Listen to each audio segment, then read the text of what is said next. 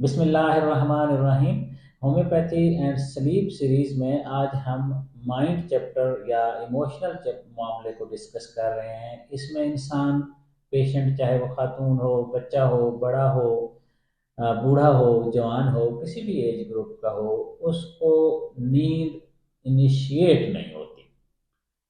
نیند انیشیٹ نہ ہونے کے بہت سارے مسائل ہیں۔ ڈر خوف ہو سکتا ہے، کوئی پریشانی اور ٹینشن ہو سکتی ہے، انزائٹی ہو سکتی ہے، فزیکل کوئی ایلمنٹ ڈسٹربنس ہو سکتی ہے، کچھ بھی ہو سکتا ہے۔ لیکن اس خاص کیفیت کا معاملہ یہ ہے کہ اس پیشنٹ کو نیند اس لیے انیشیٹ نہیں ہوتی کہ جو ہی رات شروع ہوتی ہے اس کے دماغ کی ساری کھڑکیاں، سارے دروازے ایک ایک کر کے کھلنا شروع ہو جاتے ہیں۔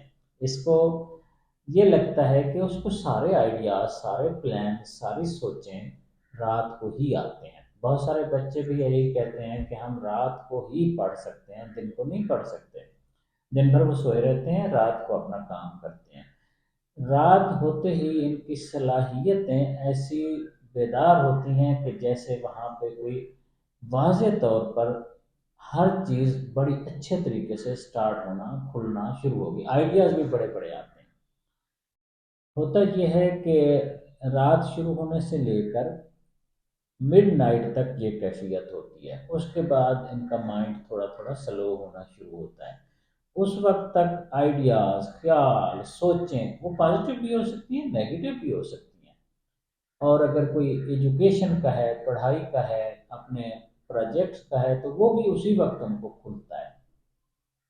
اور اگر اسی انسان میں اللہ تعالیٰ نے اس کو سعادت دی ہوئی ہے نماز وغیرہ پڑھنے کی، تو یہ دیکھیں 1 ڈیڑھ بجے تک تو یہ اسی طرح ہی ایکٹیو مائنڈ کے ساتھ رہے گا، چاہے کوئی کام کرنا ہے چاہے نہیں کرنا۔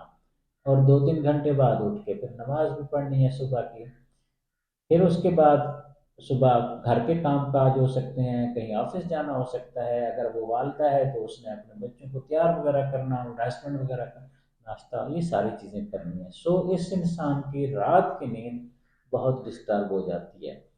ہر انسان اس سچویشن میں نہیں ہے، خاتون ہو یا بندہ، کہ وہ دن کو بھرپور سو سکے۔ ہر ایک کے لیے یہ پاسبل نہیں ہوتا۔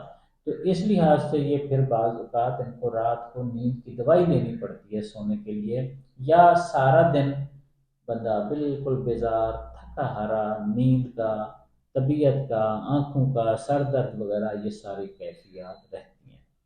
مسئلہ صرف یہ ہے کہ رات کو ذہن نہیں سوتا، سونے ہی نہیں دیتا، وہ کوئی نہ کوئی سوچوں میں اتنا الجھا دیتا ہے، وہ کوئی نہ کوئی آئیڈیاز اتنے لگاتار دینا شروع کر دیتا ہے۔ دن کو کوئی کام نہیں ہوتا، کسی قسم کی صلاحیت بندے کی ذہنی جو ہے وہ اس طرح ایکٹیویٹ نہیں ہوتی۔ سو نیند کی خرابی کی ایک اہم ترین وجہ یہ بھی ہے کہ انسان، پیشنٹ، بچہ، بڑا، جوان، بوڑھا، جو بھی ہو، اس کا ذہن رات کو ایکٹیو ہو جاتا ہے، رادر اوور ایکٹیو ہو جاتا ہے۔ یہی کیفیت آٹزم کے شکار بچوں کی یا اے ڈی ایچ ڈی کے بچوں کی بھی ہوتی ہے۔ ماں باپ نے سونا ہوتا ہے اور اس کو اس وقت کھیلنا ہے، اٹھ کے بیٹھنا ہے، اور اس نے اس وقت بیٹھ کے ساری ایکٹیویٹیز شروع کرنی ہے جیسے بالکل دن ہے۔ یہ تو دن کو کسی نہ کسی طرح سو لے گا یا گزارا کر لے گا، مگر ماں باپ نے تو رات ہی کو سونا ہے۔ ایسا اور نارمل روٹین چھوٹے بچوں میں، بڑے بچوں میں بھی ہوتا ہے کہ یہ رات کو ایکٹیو ہو جاتے ہیں، دن بھر سوتے رہتے ہیں۔ وجہ چھوٹے بچوں کی یا آرٹسٹک بچوں کی تو ہم نہیں نوٹ کر سکتے، بتا سکتے کہ کیا ہوتا ہے، لیکن یہ تو طے ہے نا کہ وہ دن کو ایکٹیو ہو جاتے ہیں، رات کو جو جو رات ہوتی جاتی ہے وہ ایکٹیو ہوتے جاتے ہیں، ان کا ذہن حشاش بشاش، نیند کی طرف جائیں گے نہیں۔ بے شمار پیرنٹس یہ کہتے ہیں ان کا بچہ بچی رات کو نہیں سوتا، یا سوئے گا تو صبح جا کے ارلی مارننگ سوئے گا، نہیں سوتا تو بھی کوئی مسئلہ نہیں، لیکن اس کو توجہ بھی دینی ہے کیونکہ اس کا مائنڈ بہت زیادہ ایکٹیو ہے۔ اس کو چاہیے ہے مائنڈ کو تھکانے کے لیے کوئی نہ کوئی ایکٹیویٹی، ماں باپ کھیلیں، باتیں کریں، وہ ٹوائز لے آئے گا، یا کبھی ادھر اٹھے گا کبھی ادھر اٹھے گا، یہ کیفیت ان کی متواتر رہتی ہے۔ بڑوں کو वैसे भी सोचों की वजह से नींद नहीं आती है, और अगर खुदा न खास्ता डिस्टर्ब है तो वो डिस्टर्ब सोचें ही उनको सारी रात उलझा के रख देती हैं। होम्योपैथिक लिटरेचर में इसके लिए जो अलामत और रूब्रिक आई है उसको हम पहले देख लेते हैं, होम्योपैथी डॉक्टर्स के लिए और होम्योपैथी स्टूडेंट्स के लिए, ताकि वो खुद पढ़ना देखना और रिसर्च करना चाहें तो।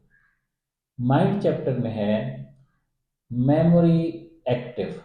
माइंड चैप्टर के अंदर मेमोरी है, मेमोरी के अंदर है एक्टिव। इवनिंग, इवनिंग के अंदर है टिल मिडनाइट। होम्योपैथिक लिटरेचर में जहाँ इवनिंग आता है तो उसके लिए बिलअमूम रात 9 बजे का टाइम, 8 बजे का टाइम कंसीडर किया जाता है। ये लिटरेचर की अपनी लैंग्वेज है, रूब्रिक्स की, रेपर्टरीज की। यानी जो ही रात होती है 8-9 बजे से लेके मिडनाइट तक, जो कि 1-1:30 बजे आप कह लें, उस वक्त तक, 2 बजे तक कह लें, 1 बजे के बाद तक कह लें, इसकी मेमोरी, इसकी याददाश्त, इसकी सोचें, इसका माइंड इतना एक्टिव होता है, ये सोने ही नहीं देता। इसकी दवा सिर्फ और सिर्फ एक है, यानी ऐसी नींद की खराबी जिसमें इंसान 8-9 बजे से लेकर 1-1:30 बजे तक सो ना सके, उसका माइंड इतना एक्टिव और फ्रेश हो और जागा हुआ हो, इसकी दवा है काफिया करूडा। काफिया करूडा बहुत अहम दवा है नींद की, मगर सिर्फ ऐसी नींद की। लोग नींद के लिए मुतवातर ले रहे होते हैं, होम्योपैथिक डॉक्टर्स भी दे रहे होते हैं स्लीपलेसनेस के लिए काफिया करूडा बड़ी ज़बरदस्त दवा है। यस, बहुत आलीशान दवा है। मगर अगर ये अलामात जो मैंने अर्ज की हैं कि माइंड अगर ओवर एक्टिव हो जाएगा और इंसान इस वजह से नहीं सो पाएगा, तो इस नींद की दवा है काफिया क्रूडा, इस स्लीपलेसनेस की। और जाहिर है सुबह फिर स्लीपी स्लीपी होगा। काफिया क्रूडा 200, 10 कतरे सुबह और 10 कतरे रात, 10-12 दिन लेने से ये नींद वाला मामला और जहन की सोचों का ओवर एक्टिवनेस का वाज़ेह तौर पर सेट होना शुरू हो जाता है। बिलअमूम तीसरे चौथे दिन से बड़ी अच्छी नींद आती है। जब एक स्लीप पैटर्न शुरू हो जाता है, तरीकाकार शुरू हो जाता है, जब बंदा वक्त पे सोएगा, बच्चा वक्त पे सोएगा, तो सुबह बहुत ज़्यादा इम्कान है वो फ्रेश उठेगा। ग्रेजुअली ये एक सर्कल और सिस्टम उसका ठीक हो जाएगा। 200 मैंने पोटेंसी में बताया है, चाहे बच्चे हों, चाहे बड़े हों, चाहे बूढ़े हों, इससे गर्ज नहीं है। 10 ड्रॉप्स, 10 कतरे सुबह और 10 कतरे रात, ज़्यादा से ज़्यादा 2 हफ्ते लेनी चाहिए।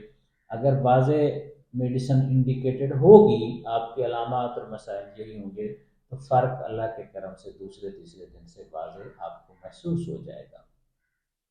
परवरदिगार हम सबको अपनी अमान में रखे। शुक्रिया।